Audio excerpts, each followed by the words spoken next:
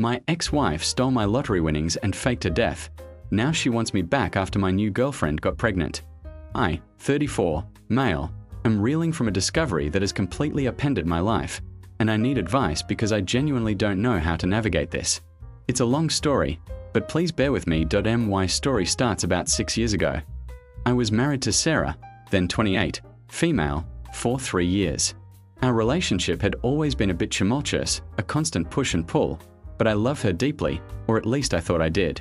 She was beautiful, charming, and charismatic, but also incredibly self-centered and prone to dramatic outbursts. I often felt like I was walking on eggshells around her, trying to anticipate her moods and prevent any arguments. Despite this, I was committed to making our marriage work. We had a comfortable life.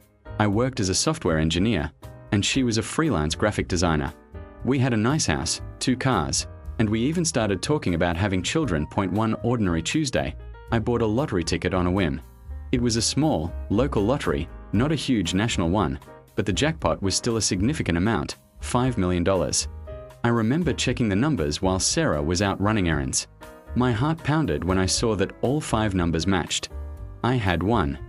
I was ecstatic, overwhelmed, and completely speechless. My first thought was to tell Sarah, to share the news with her, to dream about our future together with this newfound wealth. I imagined paying off our mortgage, investing, maybe even starting that small business she always talked about. When she came home, I tried to tell her calmly, but I was practically vibrating with excitement. I showed her the ticket, and her eyes widened in disbelief. For a moment, she was genuinely thrilled. We hugged, we laughed, we made plans. We agreed to keep it a secret for a little while, just until we could figure out what to do, consult with a financial advisor, and let the initial shock wear off. We decided to deposit the ticket with the lottery commission the following week. The next few days were a blur of hushed conversations and secret smiles. We researched financial advisors, looked at dream vacations online, and generally basked in the glow of our impending fortune.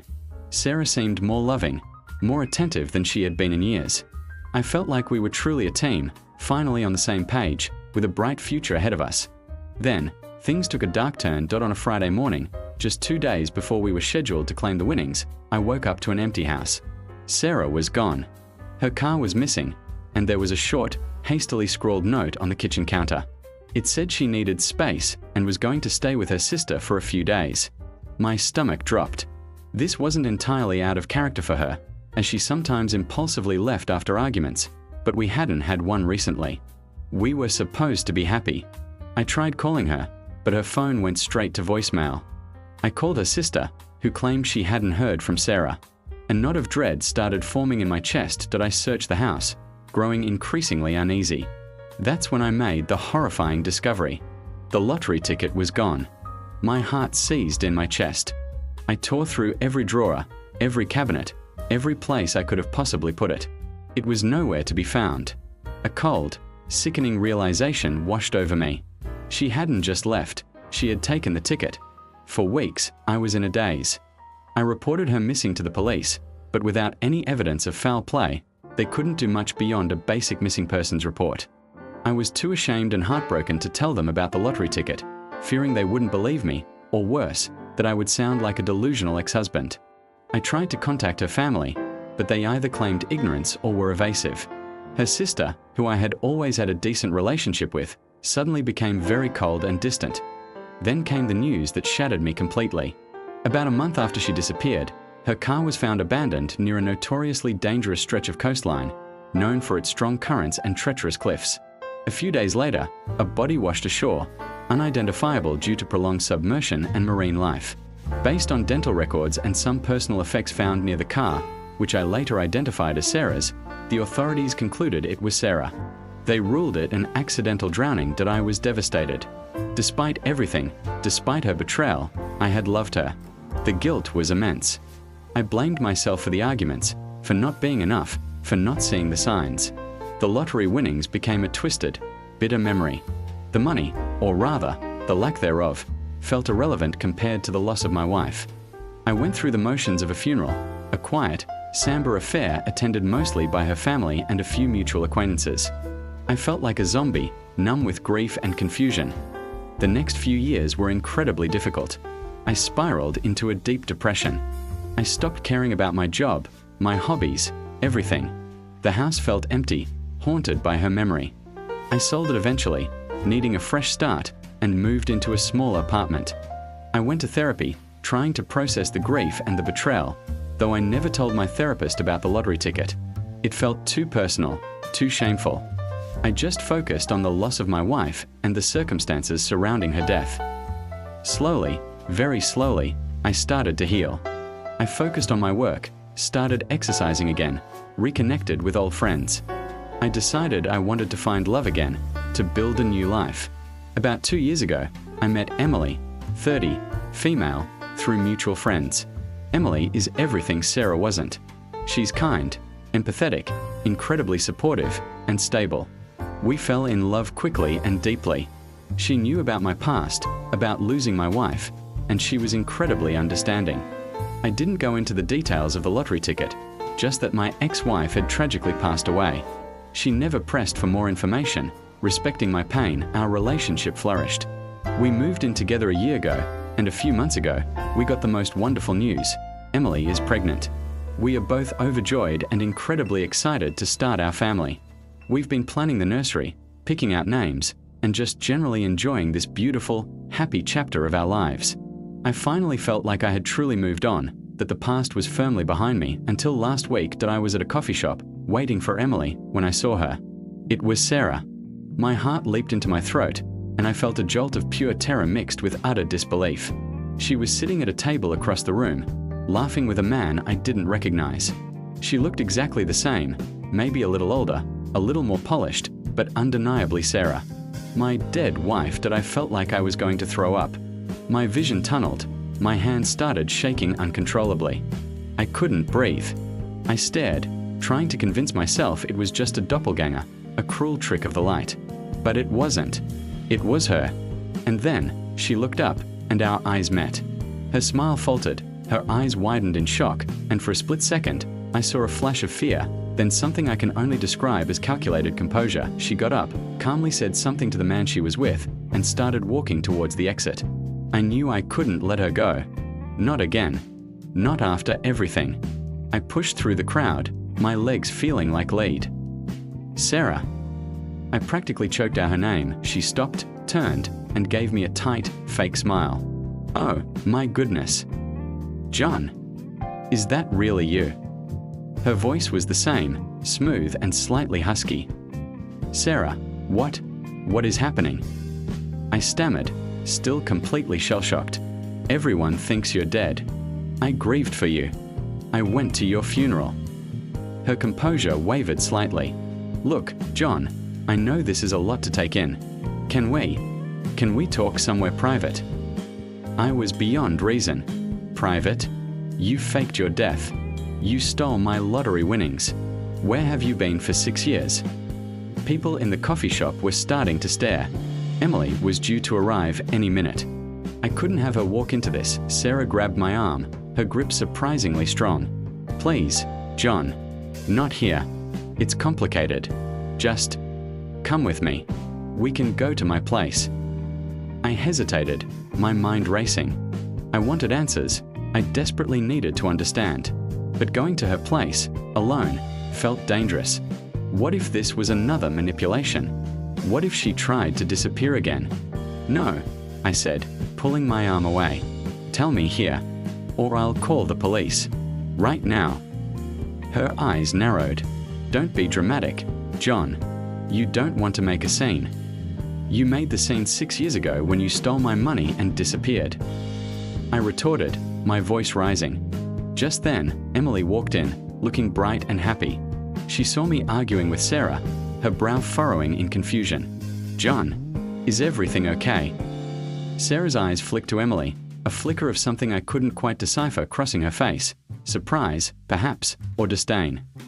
Emily, darling, who is this?